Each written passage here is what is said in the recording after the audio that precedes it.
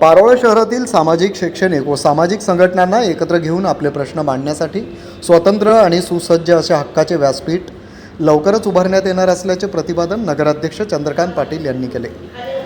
पुढे ते म्हणाले की समाजाच्या समस्या अडीअडचणींसाठी नियमित कटिबद्ध आहे। पालिकेच्या माध्यमातून त्यासाठी प्रयत्न करून शहराच्या सर्वांगीण विकासासाठी लोकसहभाग महत्त्वाचा असून त्यासाठी हे व्यासपीठ उपयोगी ठरेल। जगद्गुरू संत तुकाराम महाराज यांच्या जीवन कार्यावर प्रकाश टाकला। येथील शांतीनाथ पतसंस्थेच्या हॉलमध्ये आयोजित जगद्गुरू संत तुकाराम बीज महोत्सव अभिवादन सोहळ्याप्रसंगी अध्यक्षस्थानावरून ते बोलत होते। यावेळी उपनगराध्यक्ष ॲडव्होकेट रोहन मोरे, ज्येष्ठ नागरिक तथा नगरसेवक अशोक वाणी, प्रमोद कासार, दीपक अनुष्ठान, मनीष पाटील, छोटू पाटील, भूषण टिपरे, विनोद पाटील, राजेंद्र कासार, सुदाम चौधरी, समस्त कुणबी पाटील समाज अध्यक्ष देवेंद्र पाटील, शेतकरी संघटनेचे जिल्हाध्यक्ष किशोर पाटील, सामाजिक कार्यकर्त्या तथा सद्गुरू महिला उद्योगाच्या अध्यक्षा सुवर्णा पाटील आदी व्यासपीठावर उपस्थित होते। प्रथम मान्यवरांच्या हस्ते जगद्गुरू संत तुकाराम महाराज यांच्या प्रतिमेस माल्यार्पण पूजन करण्यात आले।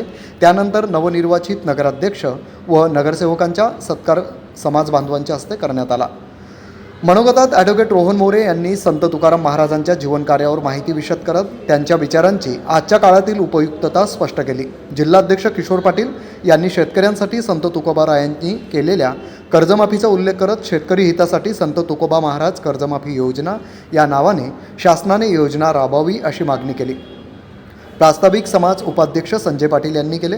यावेळी छावा तालुकाध्यक्ष विजय पाटील, छावा युवक तालुकाध्यक्ष गणेश पाटील, सचिव लक्ष्मीकांत पाटील, सहसचिव शिवाजी पाटील, खजिनदार विनोद पाटील, संचालकात प्रफुल्ल पाटील, मंगेश पाटील, रोशन पाटील, संजय पाटील, जितेंद्र पाटील, विश्वनाथ पाटील यांच्यासह भगवान पाटील, दिनेश पाटील, पांडुरंग पाटील, पत्रकार प्रकाश पाटील, ईश्वर पाटील, ओम पाटील, सागर पाटील तसेच युवती महिला मंडळ व समाज बांधव उपस्थित होते।